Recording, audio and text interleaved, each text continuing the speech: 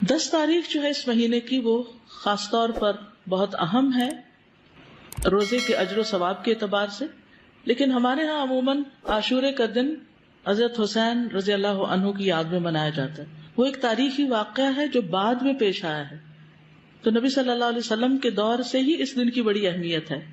یہود اس دن کے بارے میں کہتے تھے ھذا یوم صالح، یہ ایک اچھا دن ہے۔ بخاری میں آتا ہے ھذا یوم عظیم، یہ بڑی عظمت والا دن ہے۔ تو 10ویں محرم کیا ہے؟ اچھا اور عظمت والا دن ہے۔ یہ کعبہ کو غلاف پہنانے کا دن ہے۔ حضرت عائشہ سے روایت ہے، کہتی ہیں کہ لوگ رمضان کے روزے فرض ہونے سے پہلے عاشورہ کا روزہ رکھا کرتے تھے اور اس روز کعبہ کو غلاف پہنایا جاتا تھا۔ یہ یہود کی عید کا بھی دن ہے۔ ابو موسیٰ سے روایت ہے، انہوں نے فرمایا یہودی عاشورہ کے دن کو بطور جشن مناتے تھے۔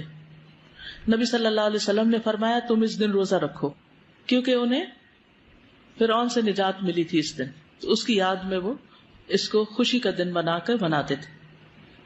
یہ ان کی عورتوں کے سجنے اور بننے کا دن تھا، یعنی اس دن وہ خوب تیار ہوتی تھی کیونکہ جشن کا دن ہوتا تھا، جیسے ہم لوگ عید کے دن کرتے ہیں۔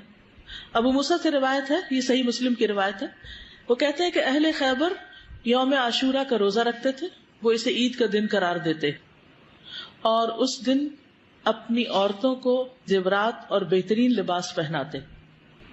تو رسول اللہ صلی اللہ علیہ وسلم نے فرمایا تم بھی اس دن روزہ رکھا کرو، یعنی وہ لوگ عید مناتے ہیں تو تم کیا کرو؟ روزہ رکھو۔ یہ نجات کا دن اور شکر کے روزے کے طور پر یہود کے ہاں مشہور تھا۔ جب نبی صلی اللہ علیہ وسلم مدینہ آئے تو وہاں کے لوگ ایک دن یعنی عاشورہ کا دن روزہ رکھتے۔